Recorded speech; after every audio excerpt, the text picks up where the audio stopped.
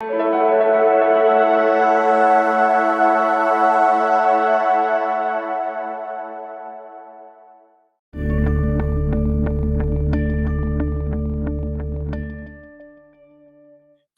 and thank you for joining us for Notes from the Field, Observations, Changes, and Planning for the Post-Pandemic Future. My name is Melanie Schaffner, and I am the Director of Sales and Marketing for Project MUSE. I'm so fortunate to lead the team of professionals you see here on screen with me.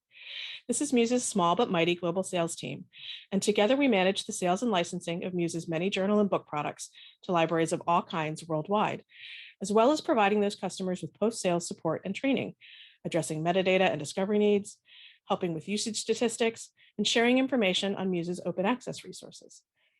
We propose and help develop new product models, working closely with other departments across MUSE, including our operations and technical teams.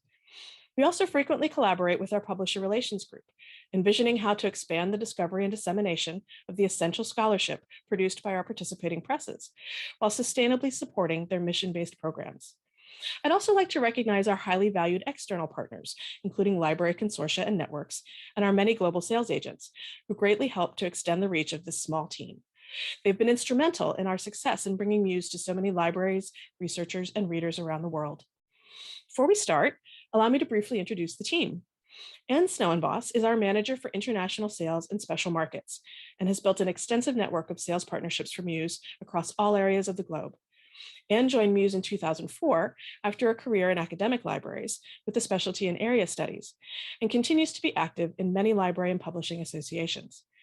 Doug Storm has been involved in the sales of electronic content to libraries in all market iterations since 1995, and joined MUSE in 2013, focused initially on selling our then newly launched book content, before being promoted to sales manager for USA and Canada in 2021.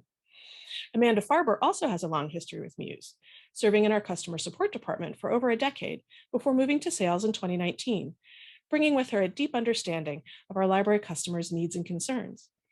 She helped create a new role of inside sales and library support specialist, assisting with a wide variety of sales activities and ensuring customers get the most value from their MUSE content.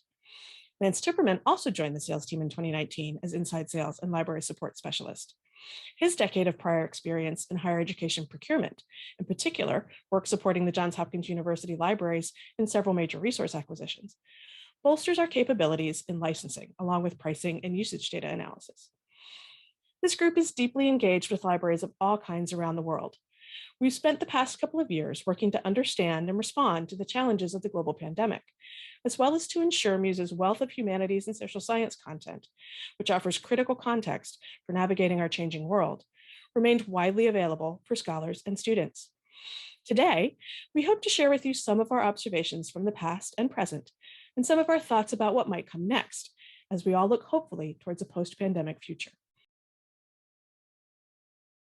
It's been a strange couple of years for those whose roles involve sales to libraries and managing customer relationships. Are there any broad observations you can make about how the pandemic has shifted the marketplace? Strange times indeed. Some key observations for me are the importance of being agile, being able to ride the wave of constantly changing circumstances, continually reevaluate what you think you know, and be open to that rapidly shifting, and lean into long-standing relationships to move through difficult times together. We had to quickly pivot on so many things here at MUSE, from re-envisioning our plans for celebrating our 25th anniversary alongside the many library and publisher clients who were instrumental in us reaching that milestone, to launching new products into a marketplace with suddenly shifting needs and priorities, not to mention some significant belt tightening as concerns about the economic impact of the pandemic rippled through higher education, to figuring out what it meant to suddenly become a fully remote workforce and have all of our usual opportunities to interact in person with libraries and sales partners suddenly evaporate. We made a few incorrect guesses.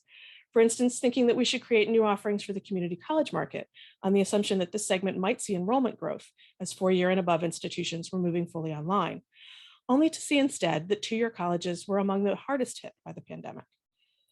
We also saw new interest in perhaps surprising segments. I was really pleased to see more inquiries and acquisitions from special libraries. For MUSE, this means museums, government agencies, think tanks and foundations, courts and the like, because easy electronic access to our peer-reviewed scholarship in these public-facing institutions supports the need for more reliable, trusted information in the public sphere, and confirms the essential role of the humanities and social sciences in supplying context and understanding to major global events. We see many more conversations in our space around issues of equity, accessibility, inclusion, and justice, with more and more libraries turning to values-based frameworks to inform their collection and acquisition strategies. These discussions are happening here at MUSE too, and we must consider these issues in clarifying our own objectives, priorities, and mission. Many vendors, MUSE included, chose to make significant amounts of content free to access in the early stages of the pandemic to assist with the transition to remote teaching and learning. This quickly turned into important new observations and conversations around increasing open access to scholarship in a more urgent, and for the humanities in particular, sustainable manner. I'll talk a bit more about what that means for MUSE later. Unexpected events can also drive quick pivots, such as the closure of a program through which many nonprofit journal publishers made current electronic subscriptions available. This resulted in MUSE rapidly accelerating plans to relaunch and enhance our hosting service for publishers, and the practically overnight expansion of our program to 3 times its prior size. This in turn led to experiments with new products, one of which you'll hear more about in a moment.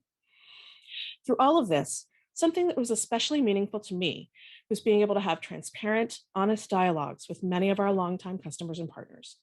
Nothing we do happens in a vacuum, and having trusted collaborators who will tell you when you're off the mark, but also willingly give time and expertise to help you find mutually beneficial solutions, was key to us coming through these past couple years in a position of stability and even growth. On the international side, I haven't seen any clear patterns, but I have certainly been hearing from a lot of new institutions. Since the pandemic started, I've had a lot of requests for single title ebooks. Until last fall, when we launched the book's custom collections, single titles on the MUSE platform were only being sold by 2 partners, and they were not active in all countries. So it's great that we can sell single titles ourselves now. On the journal side, since we've ramped up the journal hosting program, I've been handling a lot of questions about single title journals. We know that MUSE collections don't meet the needs of every customer, so it's great that I can offer more single titles on the MUSE platform. And I've really enjoyed engaging with new customers, both librarians and sales agents. In the past, we've been told that humanities scholars are quite attached to print. Do you think the rapid transitions to remote and hybrid teaching and research have changed scholars' relationships to electronic resources, and in turn, academic libraries' acquisition strategies? This has been a common topic of conversation in my library visits since I started in 2013. Usually it's the history department that gets singled out. I think that response is about modes of reading and study, and of thinking even, about promoting slow thought, and I won't argue with that. Plus, authors like tangible examples of their hard work. I've seen many Facebook and Instagram posts of boxes of newly arrived copies of that first book. And as is apparent behind me, I have double rows of books on every shelf in my house. So I get it. I get this print thing. Also, I confess it's not easy for me to concentrate on anything longer than an email on my laptop or phone, but I'm not the target for these titles or this format. Still, I do use Project MUSE all the time for discovery. And I think our focus in this kind of academic tool is as much on discovery and how to make research in the humanities readily available. It's hard to argue against electronic content as an important part of scholarship, even if we restrict that importance to reach alone. It's important to note how that reach can be restricted or limited simply by channels of access and purchasing power. The pandemic really seemed to force libraries to shift budgets into electronic access content and necessitate that even strapped programs needed to get access and quick, regardless of how certain faculty might have felt about it. The rapid expansion in the adoption of electronic resources for the humanities is evident in the increasing number of library customers since 2018 purchasing ebooks on the MUSE platform across all of our available acquisition models. While the most dramatic growth has been in the number of libraries purchasing individual titles through traditional monograph vendors Gobi and Oasis, we've also had a 27% jump in customers participating in our evidence-based acquisition, or EBA, programs since 2018. Along with this brisk expansion in the number of libraries acquiring books on MUSE, there has, of course, been a concurrent increase in revenue across all of our book models. Collections remain the largest contributor to total sales of books on MUSE, but single title sales and EBA, which is essentially a form of usage-driven single title sales, are contributing increasing percentages to the total. Having a variety of models to offer to libraries is an important part of our strategy for helping our mission-based scholarly book publishers achieve wide awareness and uptake of their titles, along with income to support their ebook programs. Overall, our ebook revenue has grown by 64% since 2018. A slight dip from 2020 to 2021 in both the number of customers and revenue could reflect special funding received by libraries early in the pandemic and not renewed for the following year. What remains to be seen is whether the 2021 levels represent a new normal as we navigate towards a post-pandemic market. Our evidence-based acquisition model, or EBA program, opens the door to discovery across the whole corpus and offers a program where libraries spend money meaningfully. They get access to a large list of presses and lots of content for a fraction of the cost of owning that content. In times when budgets are squeezed, flattened, and reduced, when libraries continue to reduce staff and so burden those remaining with more duties, an EBA offers a bit of breathing room. Gain access to great publishers and relax and let your patrons frolic among the humanities research blooms. Spring is upon us after all. For a one-year term, you get data. The library gets to review usage patterns, purchase content, and craft their purchasing to suit that usage. And EBA allows for local differences in collecting habits and department needs, as distinct from a more general collection purchase suiting all those interested in history or American studies. It allows for cross-discipline collecting. It allows for purchases across library department budgets as well. It allows libraries to fill in gaps in their collections in a selective manner. For academic libraries, Project MUSE collections and EBA commitments are substantial outlays that can be a significant proportion of a library's monograph budget.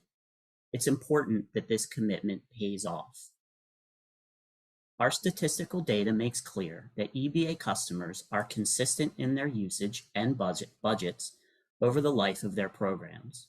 This graph shows year-over-year EBA budgets from a cross-section of EBA customers between 2018 and 2021. As you can see, the financial outlay has been consistent and has even grown in some instances. EBA usage from the same cross-section of EBA customers between 2018 and 2021 also illustrates consistency with both unique titles used and total chapter downloads. While not specifically illustrated here, our usage data also confirms the basic assertion that humanities content tends to have a strong 4 to 5 year window of usage. New content starts out slow, but rises in the second and third year and then begins to tail off. We've also found that the EBA specifically promotes older content for both use and purchase. In this same cross-section of EBA customer data, the number of titles purchased with a publication date older than 10 years has risen from 19% of overall title purchases in 2018 to 27% of title purchases in 2021. These are dollars that a book never would have seen unless made available in a large access pool to lots of users. Before the pandemic, much of the team's time was spent in travel to events and customer sites to make connections and stay abreast of changes in libraries and publishing. How have you managed these activities without being able to travel? Well, on the international side, relationship building is really important to successful business interactions. So I miss traveling and meeting customers and agents face to face and getting to see the local context. These past 2 years, I've had a lot of video calls with sales agents. In these calls and in our emails, we've been commiserating and sharing COVID restrictions, So in some ways, we're sharing more of our personal lives now than we did before. And that's been very good for relationship building. Pre-pandemic, in normal times, I would attend a lot of library conferences and scholarly meetings throughout the year. So I've been working with Abe Novick, marketing manager, on our virtual conferences.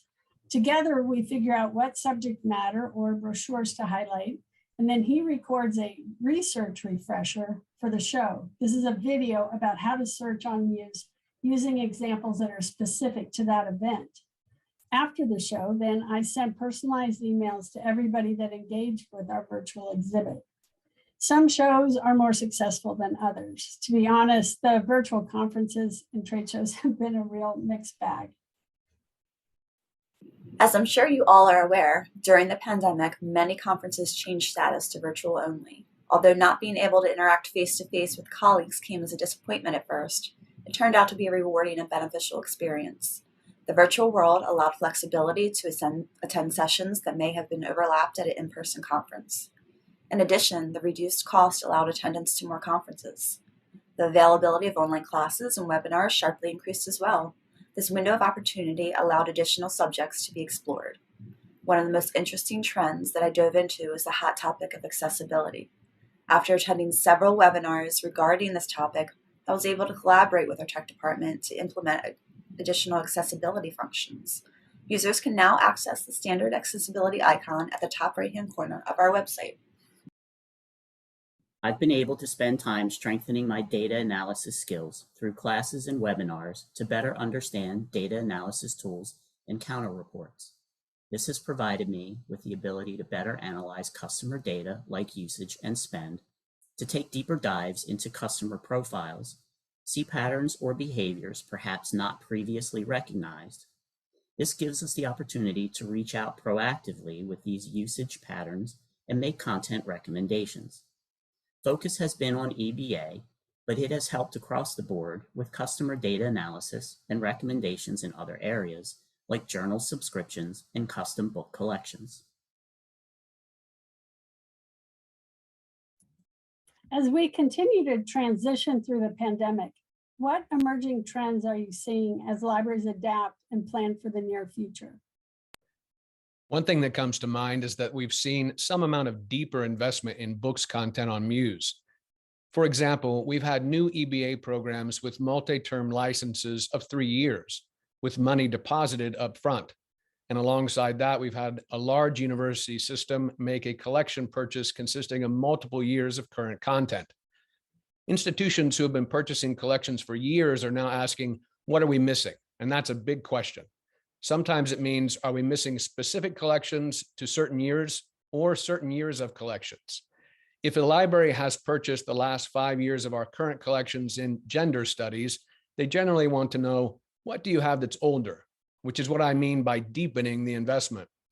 But some libraries want to broaden that investment as well, and that needs to be approached in an interdisciplinary way. So it doesn't just mean that we suggest an adjacent area studies collection like American Studies, but instead we want to ask, are there titles relevant to gender studies, but that have been collected in the larger history collection, or maybe in education and rhetoric? Our systems use publisher-supplied BISACs for categorization, and many of them have 3 BISACs assigned to them. But we don't put titles in 3 categories, normally 2. A broad one like history or literature or political science, and a more specific area studies collection. Until now, we didn't have a way to break open our content buckets that we call collections.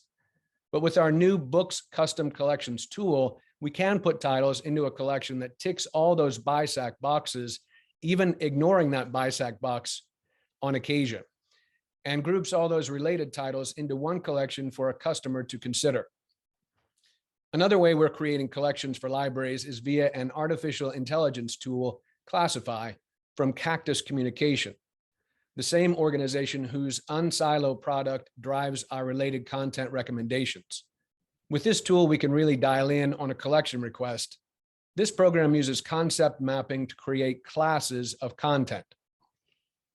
We can input a piece of content that is relevant to a conceptual map we'd like to create, say how empire can be dramatized or performed be it critically or as part of a kind of propaganda campaign, and begin to direct the algorithm to look for related content by employing key terms that the algorithm has found and assigned to that book or chapter in our relevant document. We can see how this topic is specific, but will have much related content from across many of our existing categories that we wouldn't readily locate or be able to sell in our current models. It's a kind of recommendation engine we can use to create collections across the whole of our corpus. We talked earlier about some of the challenges arising from the events of recent years. What are some of the opportunities and accomplishments you would highlight? I was especially delighted last fall to be part of the process that brought our new Premium Plus package of hosted journals to the market.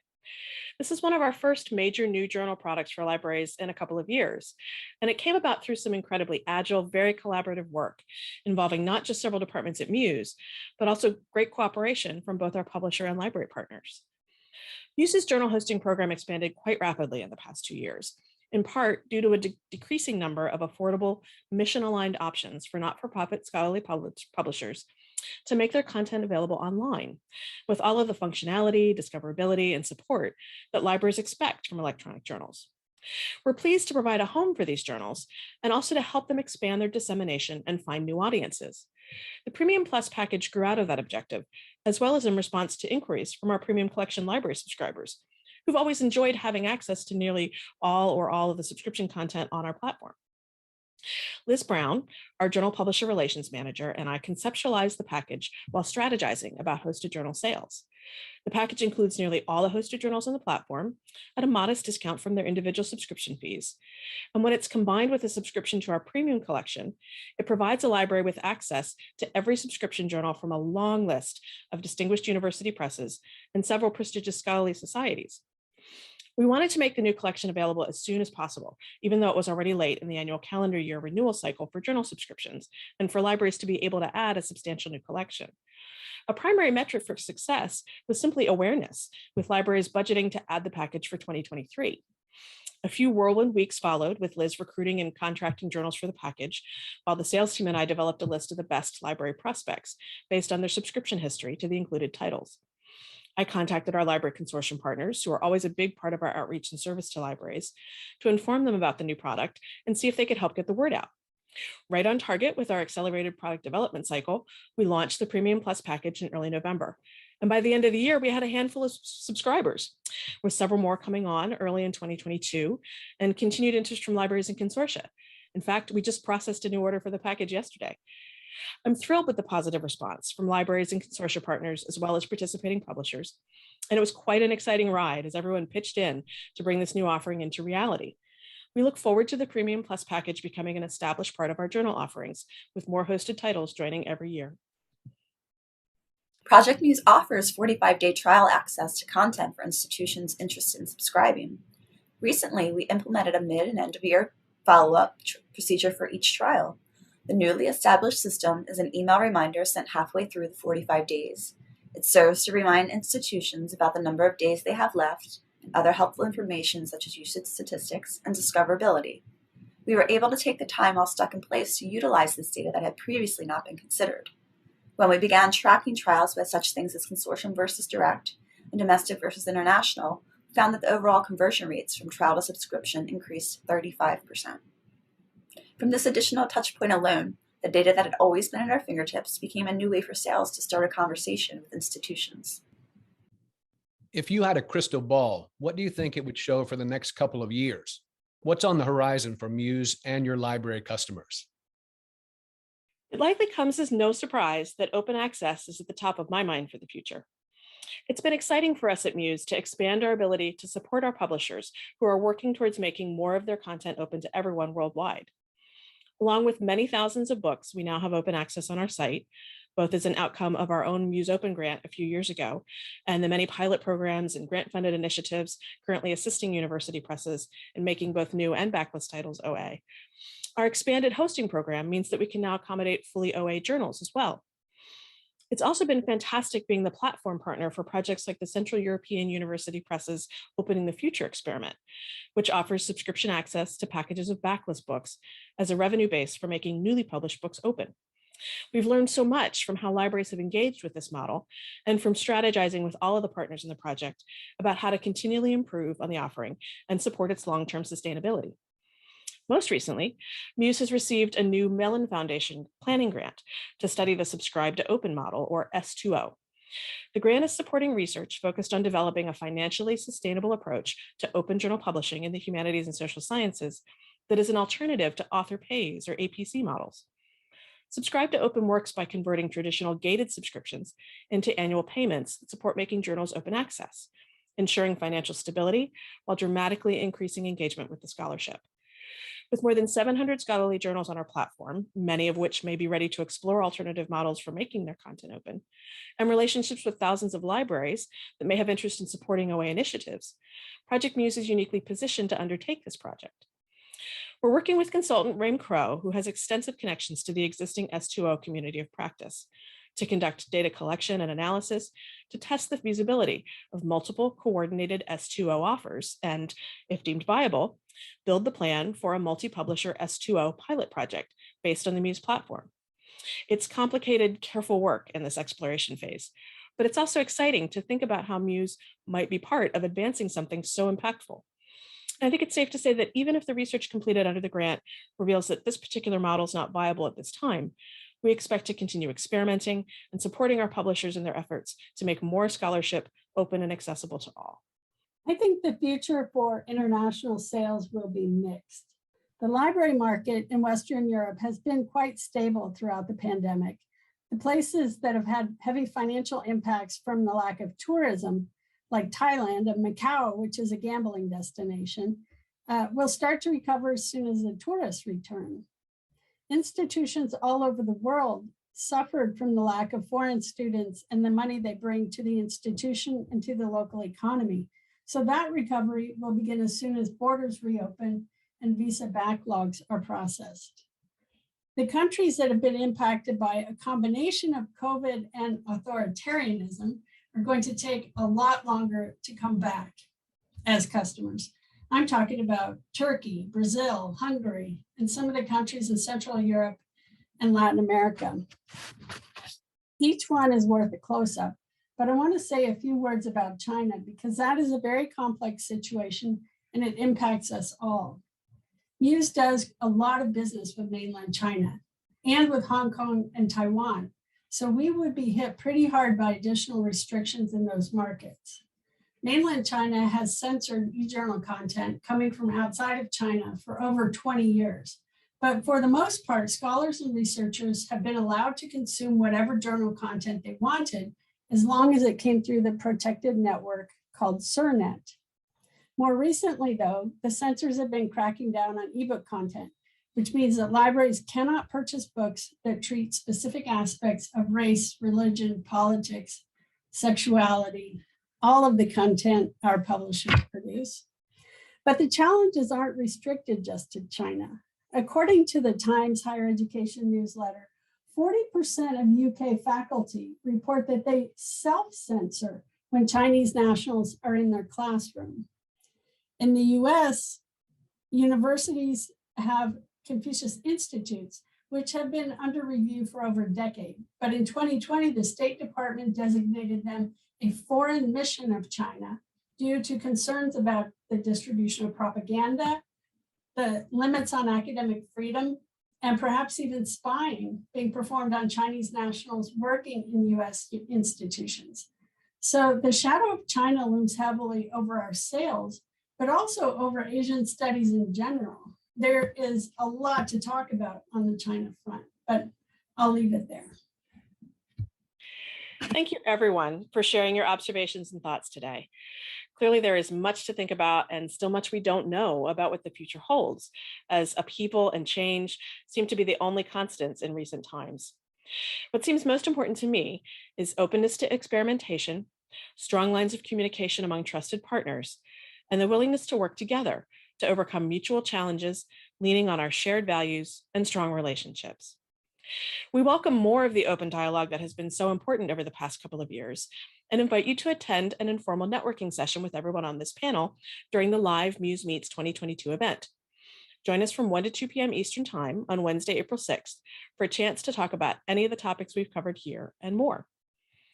I'm also thrilled to be hosting a panel of dynamic academic librarians during MUSE Meets to talk about innovating together to create community-based solutions in scholarly communications, particularly around issues of inclusion, equity, and justice. The live panel will be broadcast on Tuesday, April 5th at 1 p.m. and will also be available to view on demand after the event. As a reminder, all MUSE Meet sessions and activities are free to all attendees. Please register on our website for access to the platform so you can participate with us.